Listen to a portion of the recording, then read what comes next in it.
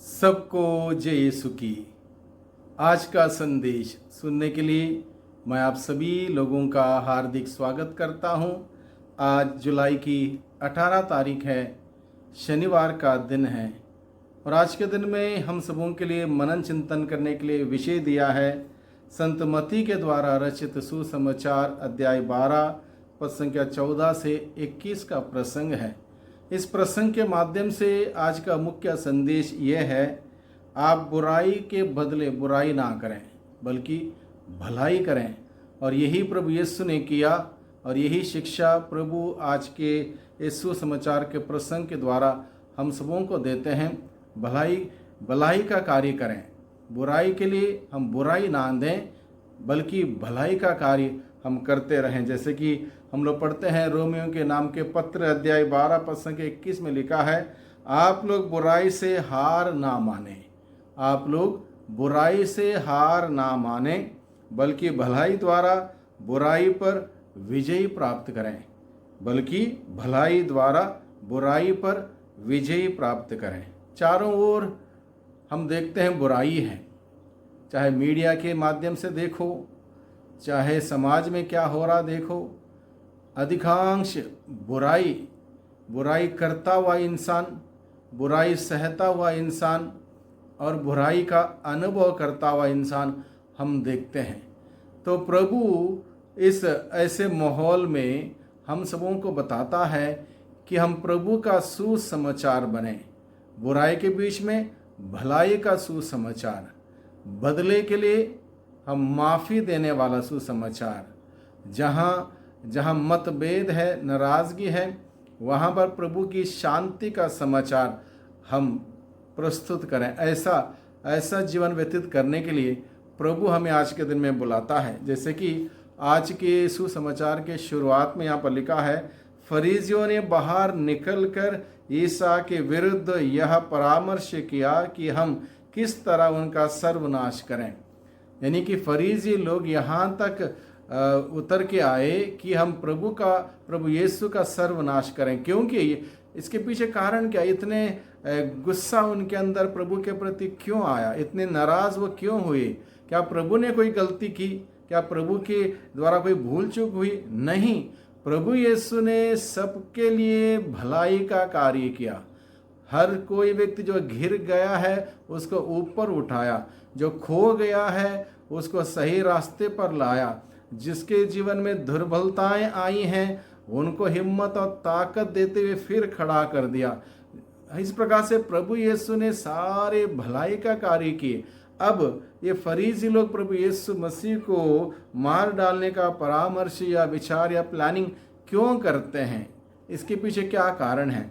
प्रभु यीशु अक्सर लोगों की भलाई करते थे और करते जाते थे। हर दिन, हर समय, हर वक्त भलाई का कार्य में लगे हुए थे। यहाँ तक साबत का दिन, जिसको फरीसी लोग बहुत ही गंभीरता से मनाते थे, उस दिन कोई क्रियाकलाप नहीं करना था, काम दाम नहीं करना था।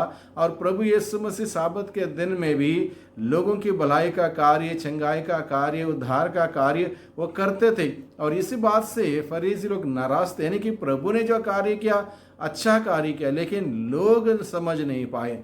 आज के समाज में भी हम सभी अगर भलाई का कार्य करते हैं, अच्छे कार्य करते हैं, हो सकता है लोग इसको ना समझें, लोग हमारे खिलाफ हो सकते हैं। और हम हर दिन हम सुनते हैं कहीं ना कहीं देश के कोई ना कोई इलाके में आज वहाँ पर तोड़ फोड़ हुई, वहाँ पर अशांति फैला दी गई, यहाँ पर लोगों ने एक माहौल ऐसा क्रिएट किया। ये सब बातें हम सुनते हैं। इसके पीछे कारण क्या, कोई गलती की? नहीं, लोग समझ नहीं पाते और समझते हैं तो अपने ही एक बैकग्राउंड के तौर से वो देखते हैं, समझते हैं और सोचते हैं ये गलत हुआ है।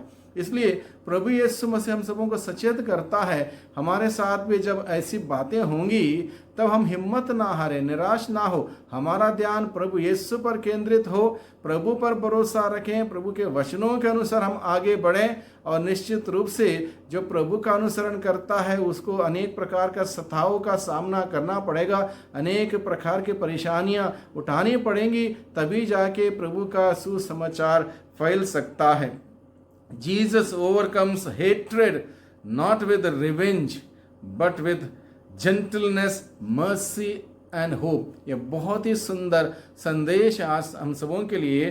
प्रभु यीशु के साथ भी इतना सब कुछ हुआ, लेकिन प्रभु ने किसी के प्रति बदले की भावना नहीं रखी, गुस्सा ईर्ष्या नहीं रखा, बल्कि प्रभु ने दया से, अनुकंपा से और एक आशा के किरण जगाते हुए उसको बरकरार रखते हुए कार्य किया। तो हम सबों के लिए प्रभु का संदेश आज के दिन में यही है कि वह ईमानदारी से धार्मिकता का प्रचार करेगा, जो कि हम लोग पढ़ते हैं नबी ईसायाह का ग्रंथ अध्याय 42 पद संख्या 3 में। यानी कि ईमानदारी से धार्मिकता का प्रचार हम करें। अधर्म करने वाले बहुत सारे लोग हैं, अशांति फैलाने वाले, नफरत करने वाले, लड़ाई झगड़ा करवाने वाले या करने वाले बहुत सारे लोग हैं। हम प्रभु के वचन के अनुसार ईमानदारी से धार्मिकता का प्रचार करें, धार्मिकता का जीवन जिएं। Jesus does not throw away broken people, Jesus does not throw away the broken people, he restores them. यानी कि जो भी लोग टूटे हुए हैं, परेशान हैं, दुखी हैं, पीड़ित हैं, उनको प्रभु तिरस्कृत नहीं करता, बल्कि उनका जीवन का निर्माण करता है। यीशु टूटे हुए लोगों का तिरस्कार नहीं करते, बल्कि वे उन्हें जोड़ते हैं, उनका निर्माण करते हैं। Jesus was rejected because he healed a man on a Sabbath. और इस वजह से प्रभु यीशु को लोगों ने ठुकरा दिया, क्योंकि उन्होंने साबत के दिन को एक व्यक्ति को ठीक किया। इसी वजह से लोग नाराज थे। और प्रभु हम सबों को कहता है, जब हम अच्छे काम करते हैं, हमारे खिलाफ खड़े होने वाले बहुत सारे लोग होंगे, इससे हम भयभीत ना हो, हिम्मत ना हारें। हम प्रभु पर भरोसा रखते हुए बुलंद इरादों से आगे बढ़ें। Today many are rejected because they choose the right path, what is right, and जो सत्य बोलता है, सत्य के मार्ग पर चलता है, उसके खिलाफ बहुत सारे लोग खड़े होते हैं। जो ईमानदारी से काम करता है, उसके खिलाफ लोग होते हैं। और इससे हमें डरना नहीं चाहिए, कॉम्प्रोमाइज़ नहीं करना, बल्कि निडर होके प्रभु पर भरोसा रखते हुए आगे बढ़ने की ज़रूरत है। For all the hatred Jesus did not respond with anger और revenge. For all the hatred that Jesus received, he did not respond with anger or revenge, but he responded with mercy and love. When someone hurts us, then our first reaction is to argue or seek revenge or to spread gossip.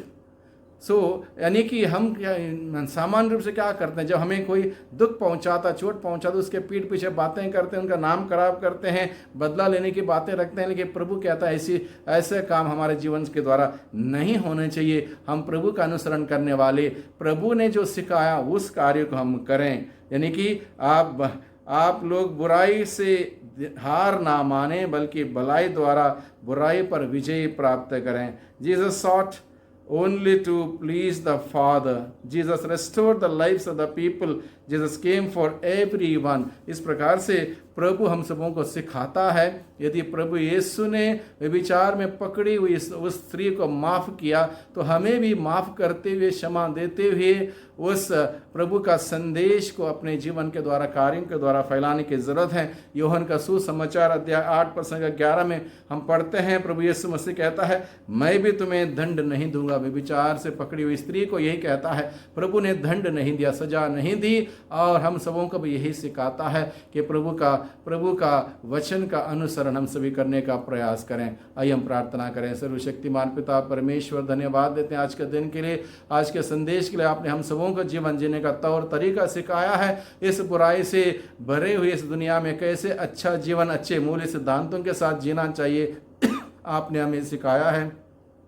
हम आपको धन्यवाद देते हैं प्यारे प्रभु जी। आपके वचनों पर दृढ़ रहते हुए उसके अनुसार जीने की कृपा, शक्ति, सामर्थ्य में प्रदान कर दुआ करते हैं उद्धारकर्ता यीशु मसीह के नाम से, आमीन।